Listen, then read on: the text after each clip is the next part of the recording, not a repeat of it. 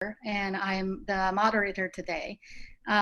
Today, we're going to talk about what has Chinatown gone through during the pandemic or even before the pandemic, and what is the future look like. We have three distinguished panelists who's going to tell us their stories from their different perspectives, and together they're going to tell you the story about Chinatown. So we're lucky to have Wellington Chen, who is Executive Director of the Chinatown bid. Wellington is responsible for creation of two of the 10 Chinatown bids in North America, as well as guiding the overall direction of the Chinatown partnership, including strategic planning, setting policy, and laying groundwork for the future of the area. Wellington is a highly respected public servant and longtime community advocate, infrastructure planner, and urban affairs specialist. He was also the first Asian American to serve on local community board in Queens, and he was the commissioner, the first Asian American commissioner on the New York City Board of Standards and Appeals. Wellington also co-founded the TriPlus Construction Corporation in 1989. It's a company dedicated to creating affordable housing in New York City. And we also have Joanne Kong, president of Pearl River Mart.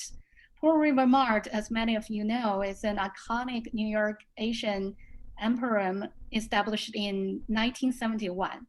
After witnessing the public lament that followed the 2016 closing of the historic Friendship Store, which this is the previous name of Pearl River, Joanne joined her in-laws, the original owners, and reinvented the brand, establishing 4 new Manhattan locations in Tribeca, Chinatown, Chelsea Market, and the Museum of Chinese in America.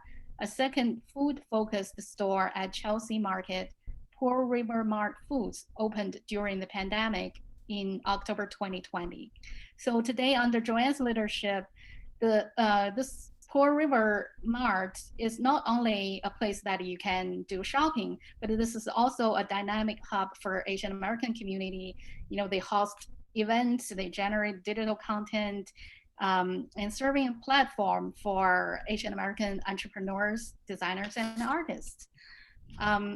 And before this, Joanne had a long and varied career as a civil litigator, federal judicial clerk, adjunct law professor, strategic counsel, and nonprofit communications executive. And then we have Ying Kong. Ying is a community-based designer and curator living and working in Manhattan's Chinatown. And she is the director and co-founder of Think Chinatown. This is the culmination of her work in urban design, museum, culinary and culture instruction, and community engagement. Previously an urban curator of the Dashala project, she consulted a municipal agency of Beijing on urban revitalization strategies in the city's historic Hutong core. She also spent time teaching at the Black Sesame Kitchen in Beijing and on board semester at sea. She loves sharing Thomas Jefferson facts, which she picked up at her time working at Monticello. Ying holds a Master's of Architecture, Urban Design from the Bartlett School of Architecture, University College London, and Bachelor's of Arts, Urban Studies from Columbia University. Her work has been presented at the Venice Biennale of Architecture of 2016 and the Shenzhen Biennale of Architecture 2007 and 2009. And in 2019, she was a fellow of both the New Museums Ideas City and Cara's Neighborhood Leadership Programs. And in 2020, she was a David Prize finalist. So I can guarantee you these panelists are gonna present you a very interesting Chinatown story. But for many of you may not know that of course, like after the pandemic started, we all suffered a lot, right? Everyone and every neighborhood. But Chinatown has its unique situation. Um, like back to January and February last year, even before most of the people in New York City realized that there was a pandemic coming to our city, Chinatown had already been losing business because of a lot of rumors. Like some people say, like we have a virus here and Chinese people carry virus.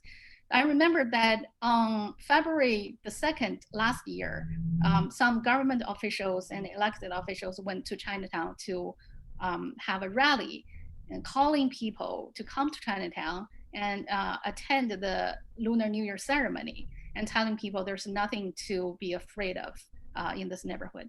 So Wellington, can you went through all this process from the beginning through now. What were Chinatown experiencing in the early of last year, and how did things get worse and become like this hate waves? What we all are aware now. Yeah. Before I begin, good afternoon, everyone. I had to thank Rong Xiaoqing, one of the most experienced veteran journalists, and the Institute for doing this panel. Is very, very. It's easy to look back at a year now, more than a year later. But what we are confronted was a storm of a century. Not since 1918 did we ever experience something like this, and this is even bigger than 1918. So as you pointed out, it was a roller coaster ride. As you know, the pandemic didn't have any outbreak till early March of last year, but if you read Business Insider or Insider just came out yesterday, talk about Warhop restaurant, and you will see that the effect was felt much earlier for a good number of reasons. One is that the Asian Americans remember the SARS of 2002, right after September 11, and the effect it had in the Far East. So they started taking precaution, wearing masks, and canceling the banquets and start staying home. And so there's a drop. And as you correctly pointed out, we're the first one to take the dive. And we haven't recovered from that dive, and we are now dealing with the second virus, which is this xenophobia or hatred, or causing additional anxiety for people staying home. And so you're correct in the sense that as soon as we found that out, we took a number of actions, because back then all the indications were that there's nothing going on here. So we encourage people to, like everyone else, to come and support the community, show some love, buy some jewelry, because and I'm glad the show some love. The Valentine's campaign helped.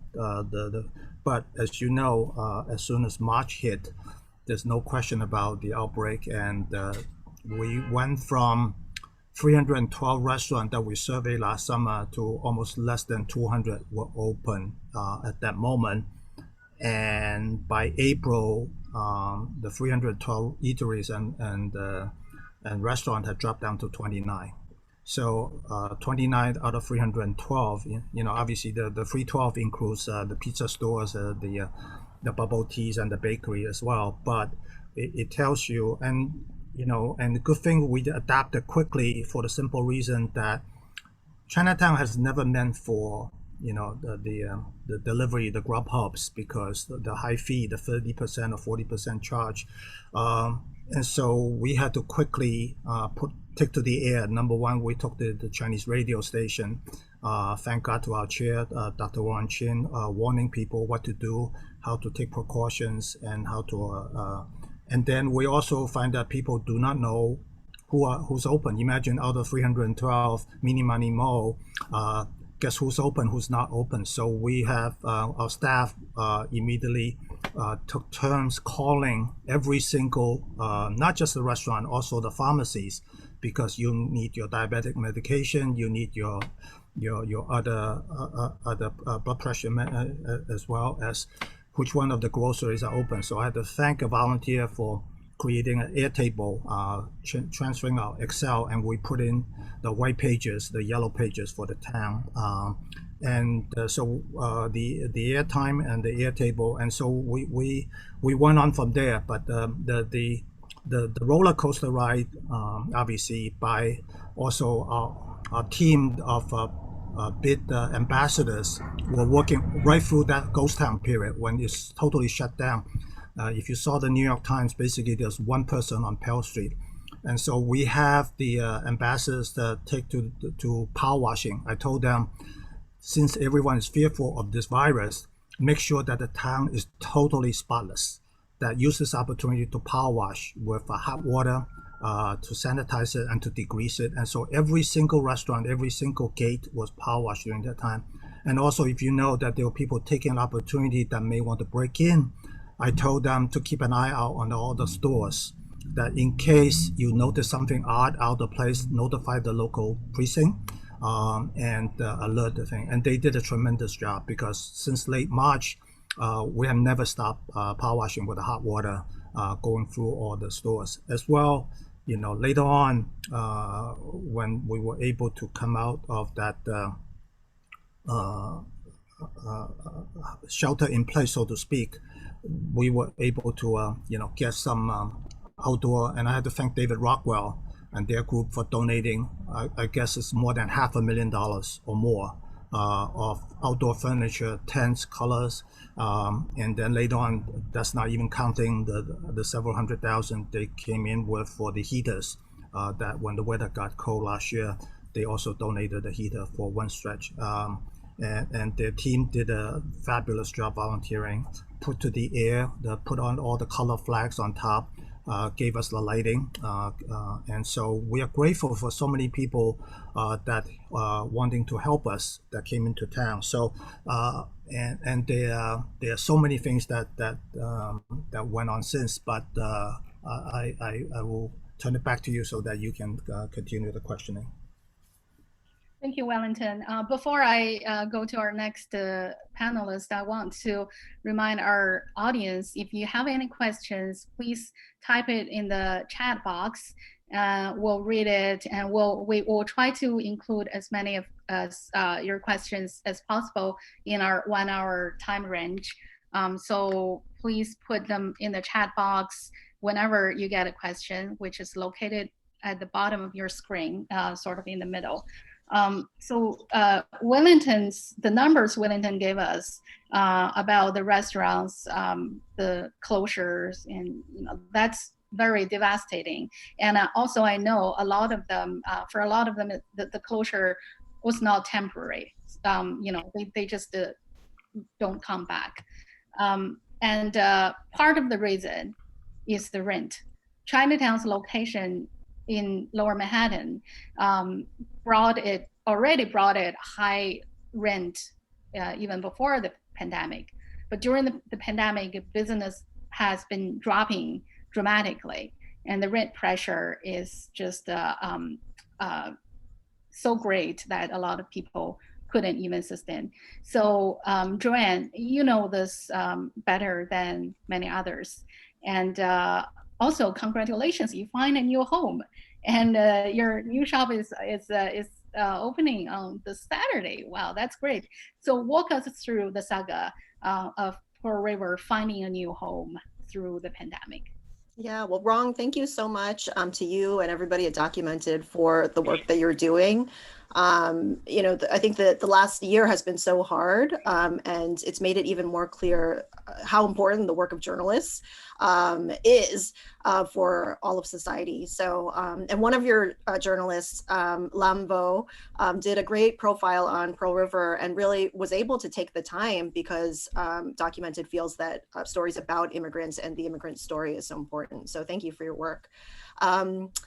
Yeah, I think the last year has been very devastating to small business. And I think part of it is that, many small business owners are used to kind of working on their own and really trying to power through. And I think businesses, especially in Chinatown, are used to, like working on their own and just, putting their head down and trying to make ends meet at all costs. So the whole year was exactly as Wellington described, such a roller coaster from the very beginning.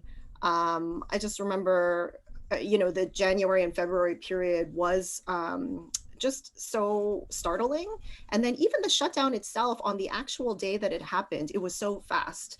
And I know that as an employer, like my main concern at the time of the shutdown, we have about 40 employees, and all of our employees are of different ages because we have a very multi-generational staff. And at the time, I was most worried about our employees who were older, because the virus had been reported to, affect those over 60 years old, with consequences like death, which is, no turning back from that. So I think my main concern was how to protect employees in general, including my in-laws who still work 6 days a week at the store. As Wellington alluded to, the xenophobia was also already present in January and February. And, using the same lens, I worried about my employees getting to and from work, because since many of us, are Asian and used to wearing masks, just as a matter of courtesy, that you would do in Asian countries. We would be wearing masks if we felt sick or ill in the store and also on the subways. But at the same time, that made you a target in the subways if you were wearing masks at the time. The next part was really making sure that everybody, you have to kind of insert yourself into your employees' lives in ways that you had never had to before. So, are they able to pay their rent? Can they support themselves? What family members do they have? Can they feed themselves? Do they have enough? Do they understand unemployment? Can they get into the system? We shut down for a couple of days, but I think like very hardworking Chinese people, we were trying to find a way to keep our e-commerce business going, because at the same time, there was an increased demand for everybody staying at home.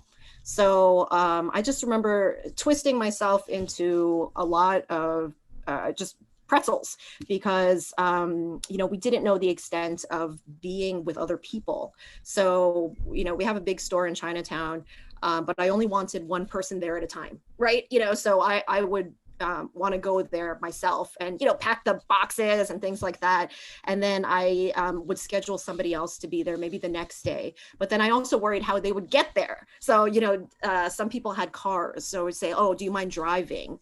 And that would be okay, but if anybody had to take public transport, that was not okay. So anyway, these are some of the ideas that we're kind of going through, not just our minds, but most small businesses in Chinatown.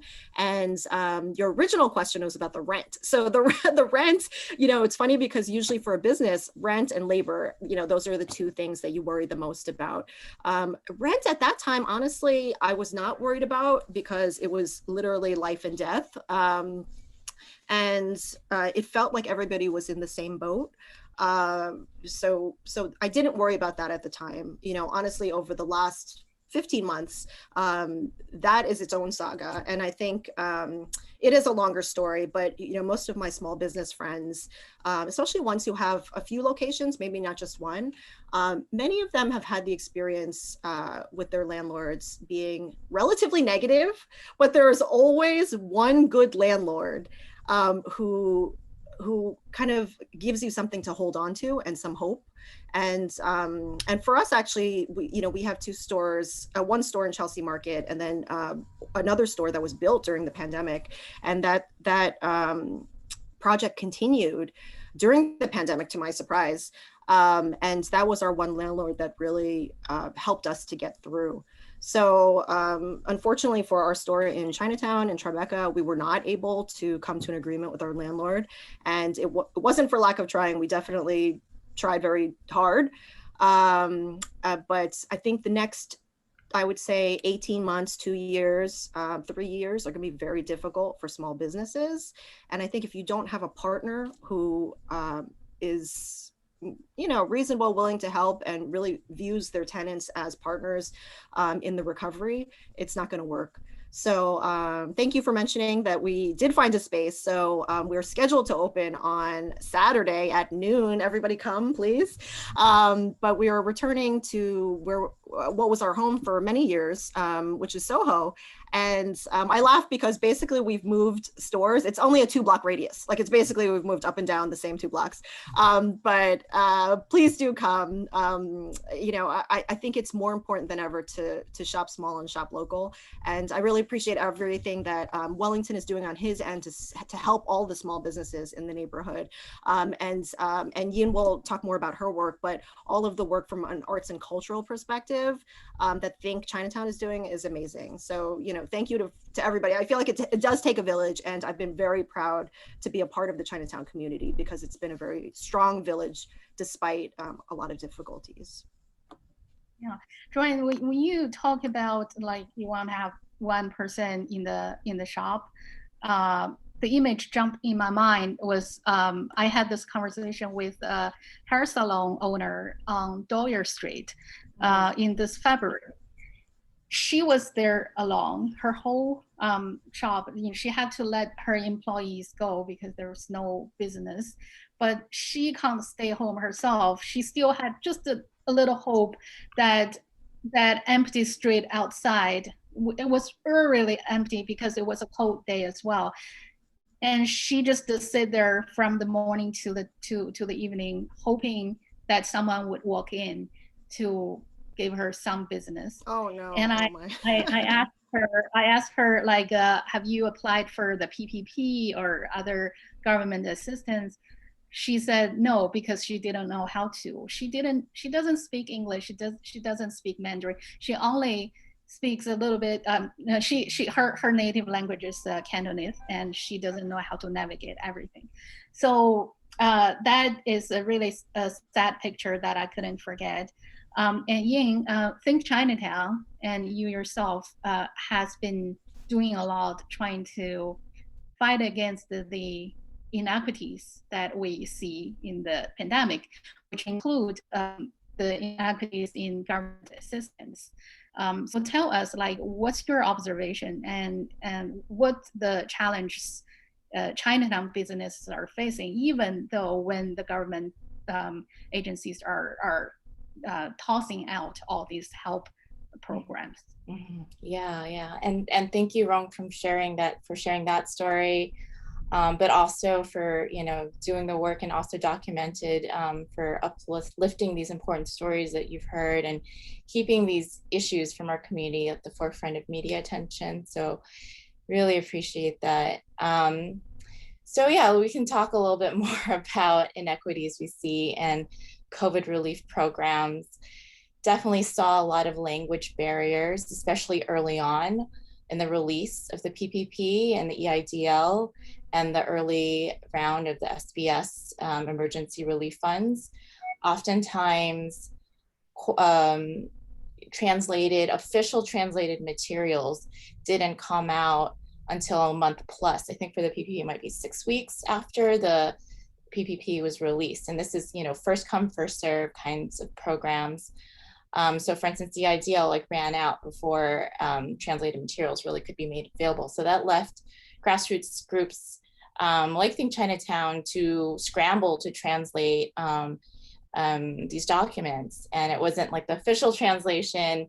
So it was kind of being passed around. For instance, we were sharing documents that was created from an organization in California, for instance. We were just trying to get the information around. So definitely language barrier was a big challenge in itself. But beyond language barrier, you have to also think about the outreach, right?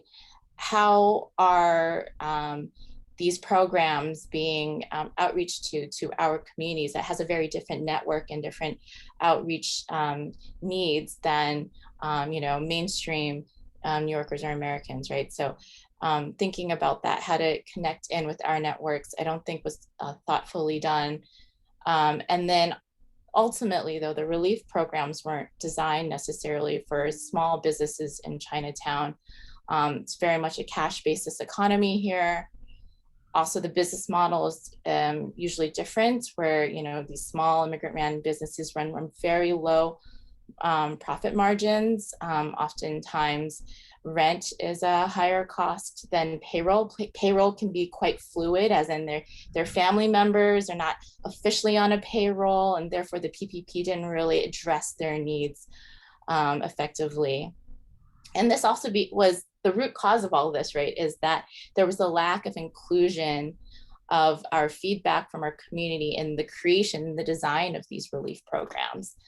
And so then a big example we faced was the exclusion of the zip code 10013 for the LMI storefront loan program. Basically saying that just because we're in the zip code 10013, we didn't qualify for a much needed relief program because the city decided to use zip code instead of census tract data to determine need, all because our voices weren't included in the creation of these relief programs. And so what Think Chinatown did to try to do our best to alleviate some of these needs is we activated our volunteer crew, especially early on when everyone was still staying at home, to definitely get out. We created a bilingual COVID relief resource guide. So we activated our bilingual volunteers who could translate these important documents, also very policy heavy documents. So definitely volunteers that had experience as well, specifically with policy. And then we also compiled seeing what was out there already so that business owners could have easy access to this. And we had a WeChat group where we were pushing out this information to Chinese speaking business owners. We were keeping our eye on these policies, doing the research to understand the impact. So for instance, the Asian Produce Network, which runs parallel from the Hunts Point Produce Network, how that was impacted differently and how they needed different sorts of relief packages. We would take this information, and I testified in front of city council and front of state assembly to let them understand the inequities of the policies, the programs they put forth. And then lastly, we also started this new program called Assembly for Chinatown, which we helped restaurants in Chinatown in need by helping them understand this new open restaurants policy or program by SBS and DOT to help them build their outdoor dine outs. So we would do the design, construction, and even artists' murals for each of these outdoor dining builds, all at no costs to these business owners. And we're a small nonprofit, but I feel like every different organization has their strengths, and we all do our best to try to chip in and support each other in this difficult time. You mentioned the SBS loan program that use zip code as a criteria. I think you raised it after you raised that question to the city. They made some changes, right? Did they? Yeah, it was an uphill battle. We definitely raised the flag on this early, but in the end, there was a small change of inclusion of one part of the program, but ultimately the loan itself, the 0% loan itself did not go to 10013. But what they did do was start an Asian American business task force so that to address the specific need of the feedback from the community when they create these relief programs. So the hope is that if they design another program, they'll have a network of input before these programs are rolled out. Mm-hmm. That actually reminded me, after September 11th, a lot of government programs also had this kind of like very arbitrary criteria that sometimes they use Canal Street, like south of Canal were eligible and business north of Canal were not eligible, and things like that. A lot of businesses were not able to get help, although they were hit very hard as well. So Wellington, indeed, talking about September 11th, Chinatown had not completely recovered from September 11th, even before the pandemic, right? Yes, that's correct. And so, where I'm sitting right now is still part of the September 11th security zone, for example. And, Park Row outside my window 19 years later is still in the vehicles are still not, the public's vehicle are not allowed to go through still. So our intercept surveys, along with Little Italy early on, found that visitors, even if the millions of 67 million tourists is to come back to New York, a good majority of them, very high percentage, 80 to 90% of them, cannot find their way to Little Italy, let alone Chinatown, through the result of intercept survey because of this physical barriers as well as the highway underpasses, the checkpoints, and the confusion of the non-grid layout for Lower Manhattan, because this is where the city began, and as well, so it's not just 9/11; it's also the life cycle of a community. Where I'm sitting right now, not too long ago, was 4 Italian kids. And outside my window is the first home of the Irish. That is now an abandoned shell being turned into used by some of the schools. And then the Jewish cemetery is also outside the window. So we can tell that there is a pattern of ebb and flow of just like a human being. There's a life cycle to a community, the up and down, much like the roller coaster. And not to mention the Hurricane Irene, the Superstorm Sandy, that we were operating downstairs without heat, without light, without power. We couldn't even charge our cell phone. Thank God to the local officials and all the people pitch in. I can remember 600 people standing in the dark without making a sound, and the cold wind are all waiting for the National Guard's army truck to arrive with the rations for the water, and they were well behaved. And it's about New Yorkers coming together, just like 9/11. And also now we also have the once in a century pandemic, and also the fire, and also the second virus, which is very tragic, because I regret to this day not able to convince the board to spend a little bit of money to retain this crisis management expert early on. He warned us. He said, you need to put on your helmets. They're going to bash you, no matter if you donate 10 million masks, do all the good deeds. Historically, the pattern is that they will have to find a scapegoat, and he was absolutely right. The tragedy is, as much as we anticipated, this is far worse. This is far worse than any of us. Whether it's my vice chair, who's a family from Jewish family that's been here for 50 years, they went through it 100 years ago. There's still a young Jewish doctor buried outside my window, not making it to his 25th birthday during the last pandemic, and he chose to stay behind to save the town, and he paid for it with his life. And so this became a discussion for us about how do we stop this, because until people feel safe, there cannot be a recovery. Right now, if you read the Warhap story or the Xi'an story about no one goes home alone, many staff right now, we're just talking to some merchants this afternoon, talking to them. They said, I wish my neighbors would not close the stores at 8 or 9, because then the dinner hasn't even started. If you have to say that you must be out of your dining room by 9, that means that you have to be in the restaurant by 7 something, and that means it's cutting down. But having said, coming back to now that the dine-in, early on we encouraged the dine-in that you mentioned in February 2nd, the food crawl, that I had to thank all the elected officials for joining in to do that. The dining out is really a saving grace to your answer about rent. What most people forgot was about, we have very narrow, small tenement buildings that are poor in ventilation initially, right? Because before you do the thing.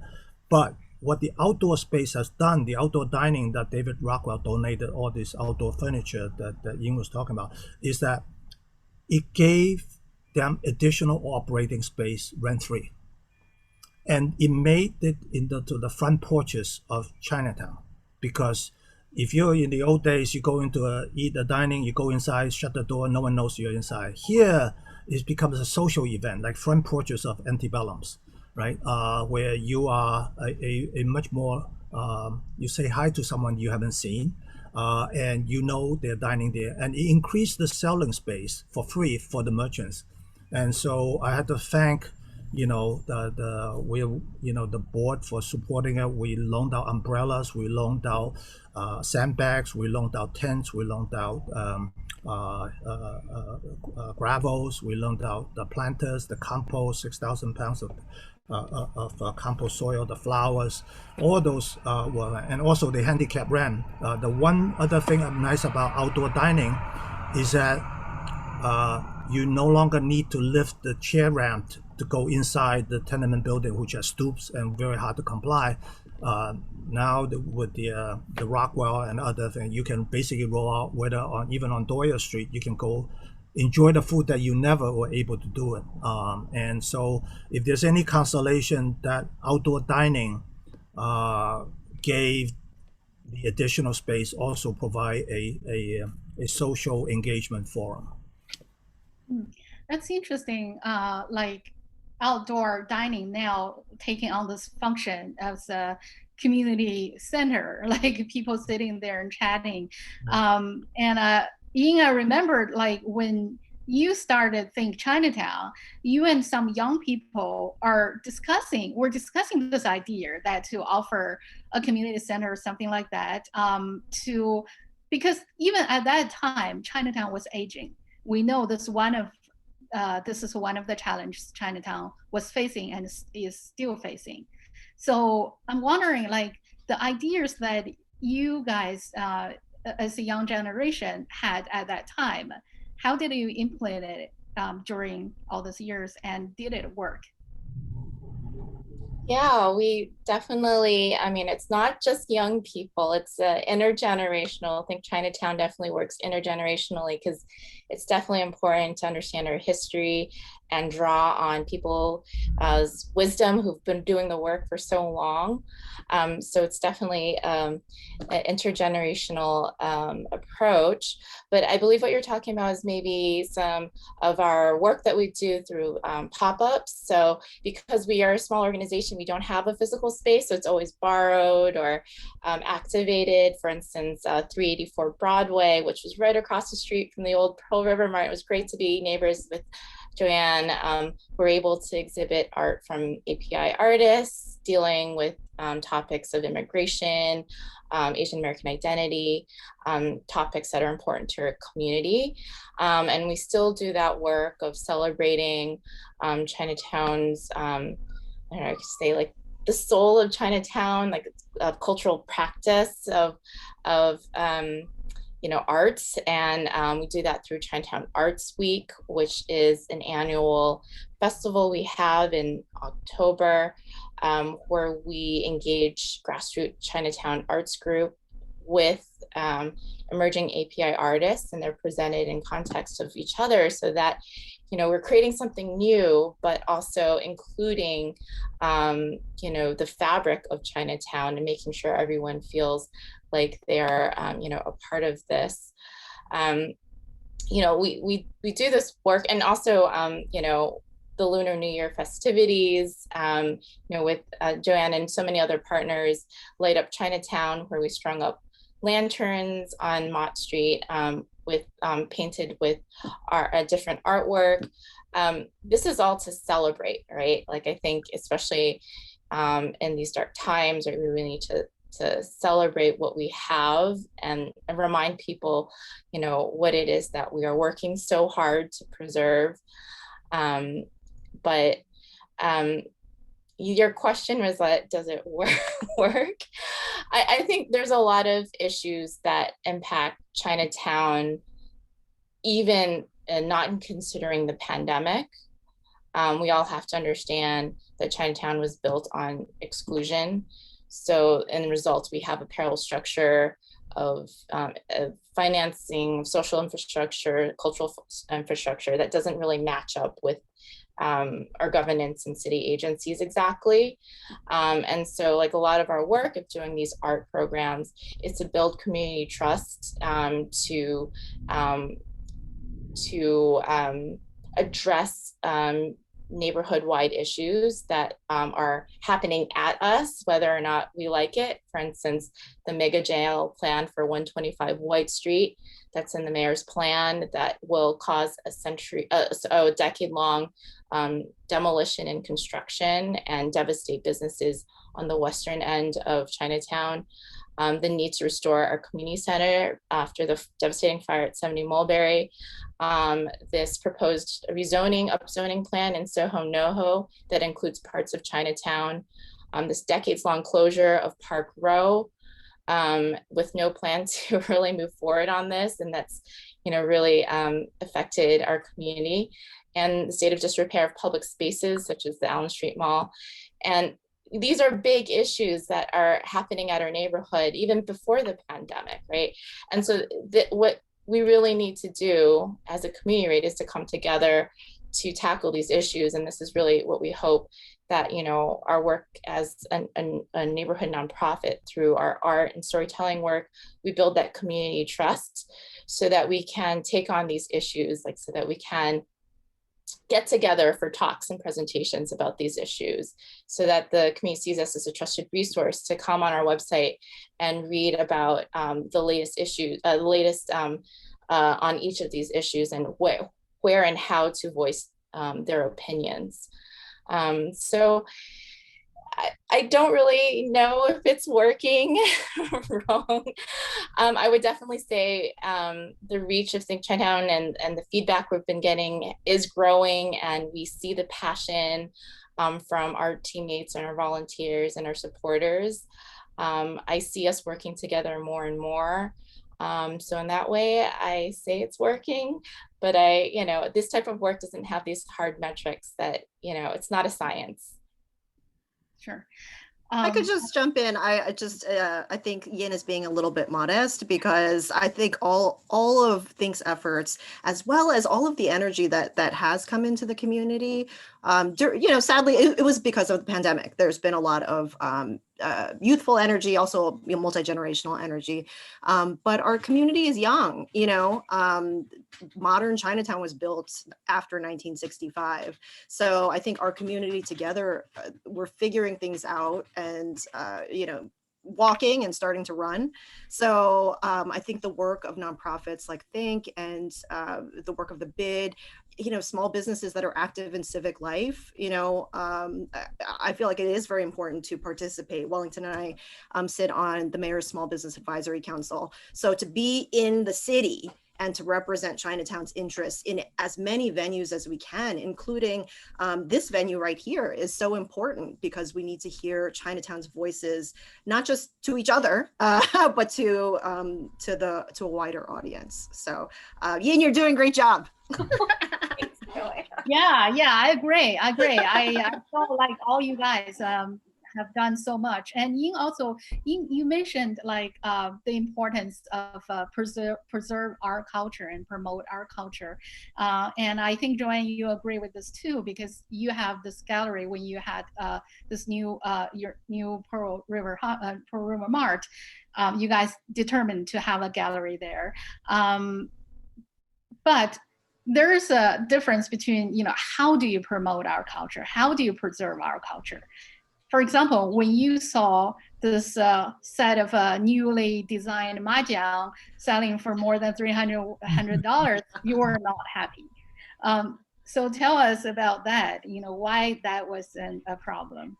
Yeah, I mean, I wouldn't say that I was not happy about it. I think there's a long history of a long conversation about appreciation versus appropriation. So, I think most Asian Americans are and people of color are just attuned to these issues. And when you see something that was clearly uninformed, and you want to know more about it, right? So I think what you're referring to is this company that was launched called the Mahjong Line, and I think it was three Caucasian women who I think they were in Texas. I'm not sure which state they were in, but they created a different design of a mahjong set because they enjoyed playing American mahjong, the game, which I'm not sure what that is, but they, you know, is different than the one that has been played for centuries in China and as part of the Chinese diaspora.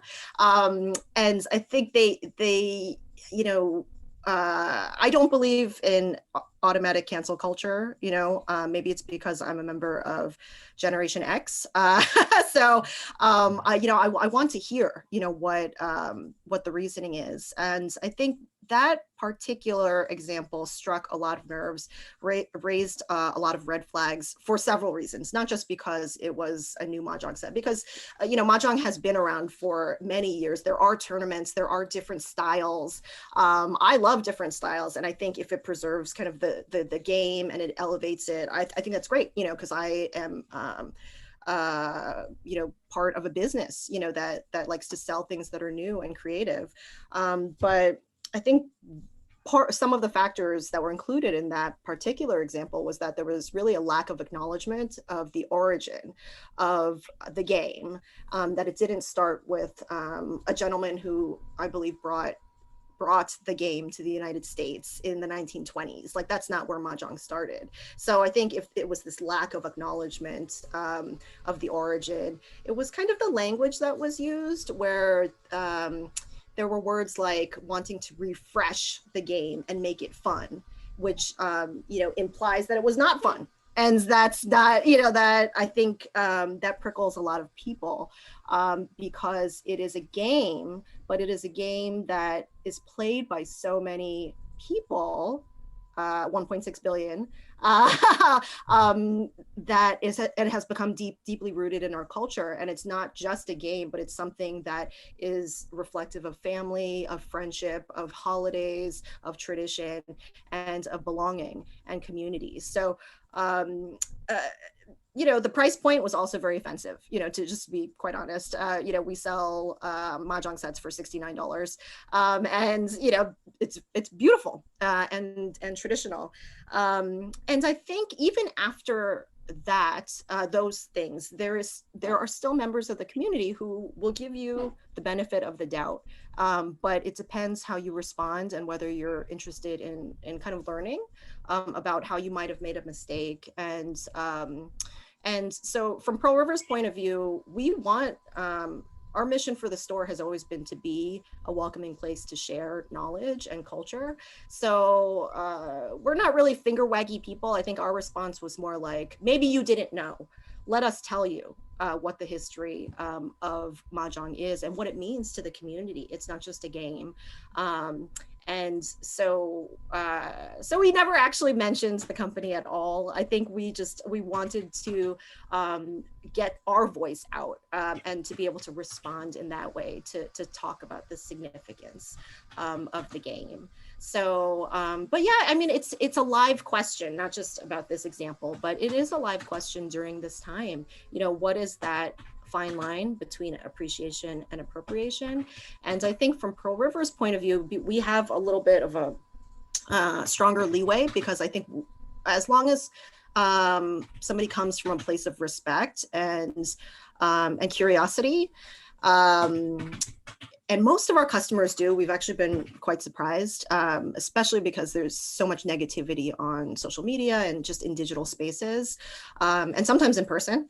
But we've been surprised that, not surprised, but like pleased that our customer base is still thoughtful, you know, about many of these issues and wants to discuss them. And we want to be a place to engage, because I don't think you get that much out of just blocking people off, because it doesn't get you any further along if you're just kind of you know, rejecting people right away from wanting to learn more. Right.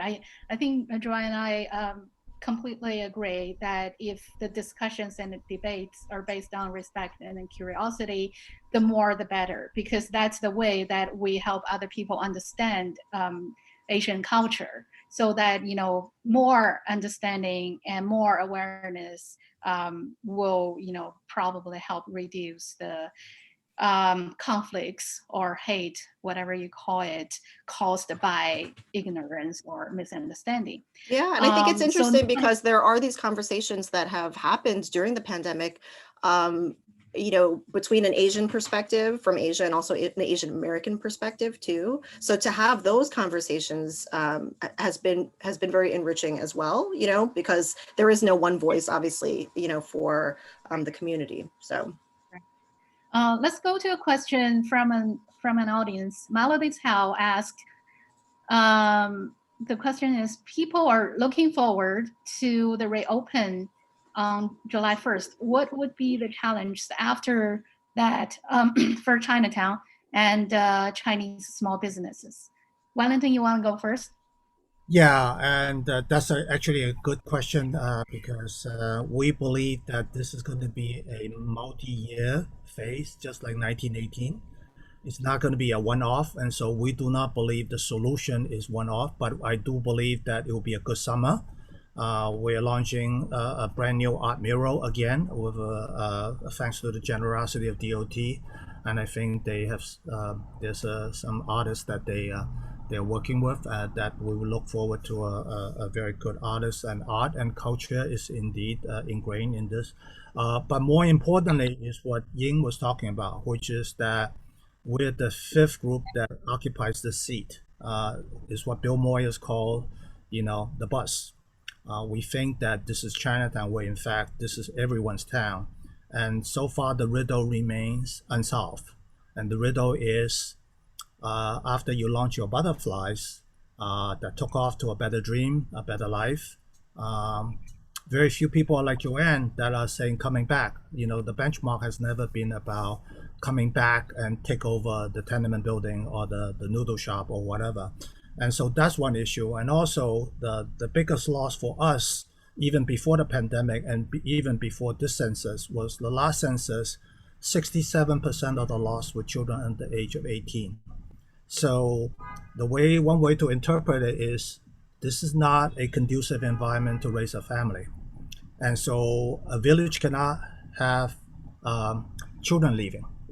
And if the children are leaving, especially when the children left and they're not returning, that becomes the issue. So it's a credit to all the prior groups, a million Jews that were here, 400 blocks of Klein Deutschland, and the Irish got their start here, the Italians, the North Ward, the South, the Fourth Ward, the Sixth Ward, and now came the Chinese. So it remains unsolved. And, all we had to do is look across the river, like Newark, New Jersey. Every single one of them got wiped out. But I do firmly believe this one is different. This one is historic. Chinatown, much like San Francisco, you will be here.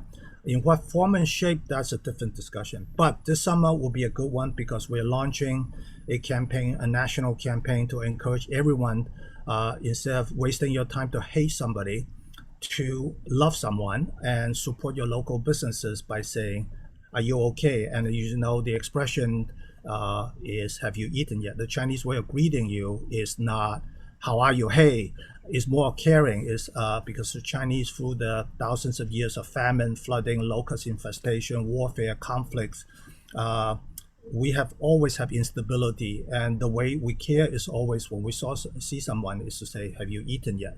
It's not just literally meaning whether you have eaten yet. It says, are you okay?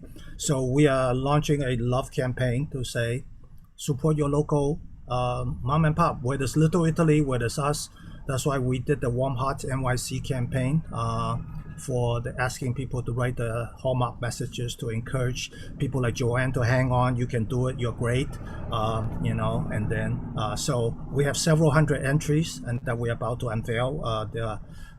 We are in bilingual, and then so we do believe that there are also youngsters that are helping, thousands of them wanting to think. We have great ladies, non-Asian ladies from Wichita, Kansas, that designed the a lot of the messages for us, and they want to visit New York, which is a fabulous event. So I'm very positive about the future, but I do believe that we got a quite a bumpy, winding road to back to recovery before 2019.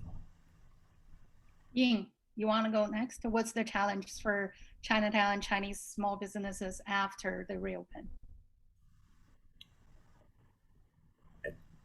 I mean, I'm a nonprofit, not a small business, so I may not be the best to speak on this, but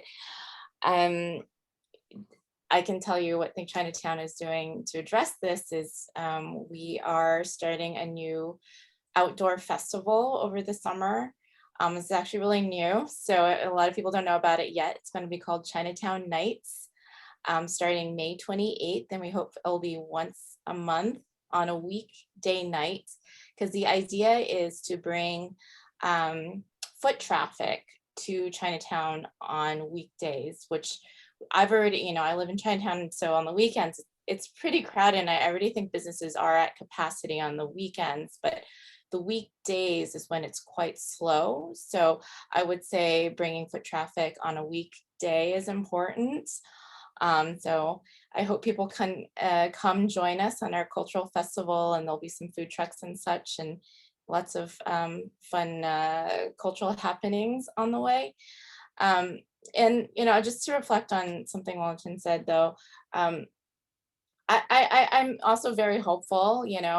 There has, I think, when we've seen our cultural home threatened in the past year, be it because of the pandemic, be it because of anti-Asian bias, you really see a younger generation activated. Maybe they had taken Chinatown for granted before, but once they've seen it threatened, you really see them rally and try everything they know, and do their best to support. And I think it'll be different moving forward. We will see the support of Asian Americans, Chinese Americans, that will be more intentional about supporting the small businesses and hopefully cultural organizations here in Chinatown. Okay, Joanne, what's the challenge? I think as Wellington and Yin both referenced, this is a once in a lifetime pandemic, and it's going to take a long time to recover. And it just happens to come at a time when, generationally, that statistic that Wellington mentioned about children not being in the neighborhood, like that's very significant, but many of us who grew up in New York City have deep roots in Chinatown, even if we didn't live there, lived in Queens or New Jersey or whatever, and came in. And so, pre-pandemic, and even now I can, name on, two hands, the number of second generation business owners who came back after usually having a career, and trying to bring those skills back to the neighborhood. And I am hopeful. I'm always very hopeful that there will be good times ahead. But I think that the neighborhood and Chinatown in general, Chinatowns across the nation actually really have to come together in a certain way. And I hate to be so blunt about it, but money doesn't solve everything, but it does solve a lot of problems, to be quite honest. So, if we know that there is great wealth in the Chinese American community, the Asian American community, we see it. If you look at a letter that was written against anti-Asian hate from all of these business leaders, like, people that you didn't even realize were running these companies, there is so much great wealth. And I know that many of them who have come of age, maybe now they're in their 40s or 30s or 50s, that they have the capacity to come back and help monetarily. And I really encourage them to do that. And there are ways to do that. People are doing the work, like Yin and Wellington. I would say even us, we have arts programming. We were able, thank you for bringing that up, we were able to carve another small art gallery into our new store. And our first exhibition will be a tribute to the great Corky Lee. And we're really excited about that. and businesses like ours, and Namwa and Jingfong, these iconic pillars in New York City, they do need our support, as well as the mom and pops, in order to survive. Because 15 months later, I can tell you that our businesses, even if, you know, we're doing the outdoor dining, doing everything, like, we're all hanging on by a string, and we all will have to reckon with what has happened in the next couple of months, because there are still, like, there's still debt and arrears kind of hanging over everybody's head. So I think it'll be a tough road, but again, very hopeful, because there is a newfound energy, and I think that a newfound willingness to advocate for ourselves, which is very, very important. So I'm excited about it. Definitely second that, Jan. Also, like, I feel like the philanthropy world in the Asian American community has really changed, has really been activated in this past year. So I am hopeful for that as well. And to Joanne's point as well, you know, she's absolutely correct. We are not the only Chinatown going through this holding pattern. The other 16 historic Chinatowns are exactly in the same pattern, the holding pattern. And so this is the golden opportunity to, as everyone's been mentioning, there's great wealth out there, but it's controlled by a few. And then, also, this is the perfect moment for true PPP, not the other PPP. Is because the losses are in the billions. And I know of restaurants to this day have not opened since March of last year in this town right now. And you can see that how much is that taxi meter ticking this much. And so really it's going to require a true public-private partnership to direct the public policy, so that we can divert the resources to those that are most in need. Like Xiaoqing's mentioned, that lady that's on the Doyer Street, that is, you know, have language barrier. Here's the other statistics in terms of why the city did the LMI loan for the first zip code of 10002. Fully one half of the residents in 0002, which is anything east of Bowery on the Confucius Tower area, all the way to East River, half of them do not have Wi-Fi access. And that is, I couldn't believe it when I saw the statistics, because it means that simply they're not even in the game. They're not even having access. That, you know, at this day and age, you don't have Wi-Fi at your home, shows you the state of the needy. So that myth of, you know, the Chinese are doing well, they tend to take care of themselves. No, we have a lot of seniors. This is all aging. You look at the town, it's full of pharmacies, it's full of doctors, and so we need to, and also more importantly, south of Canal Street, in the core of Chinatown, in Mott Street, Mount Street, in half a century, we have not created one unit of housing, not one. And so, you know, and you look at the homeless population that's squatting outside my window right now, and the eviction have not started yet. The eviction moratorium is being extended. So we got some challenges ahead still. Yeah, well, certainly there are a lot of challenges, a lot of work to do. But you guys, your optimism, your good ideas, and your hard work, that's really inspirational to me and very encouraging. And I hope our audience got the same feeling. That's all the time we have today. And thank you everyone for joining us. And I'll encourage you, one, to fill out the survey for Chinese readers from Documented. The link is in the chat box and up there on the top. So for those of you who read Chinese, please fill out that survey. And I also encourage you to go to Chinatown, patronize our restaurants and shopping at our shops, see the Chinese culture. Okay, that's all from me. I'll send it back to Max. We have to thank Max and document the New York. Max really, this is from convening this important discussion. Max Sigelbaum. Well, thank you. And thank you to all the panelists. That was a fantastic panel. Just want to plug our newsletter once more. We're going to continue this event series next week. I mean, not next week, next month, with yet to be announced event. And we're just going to continue on with that. So please sign up. contact us with any questions or anything else. And once again, thanks to everyone who participated.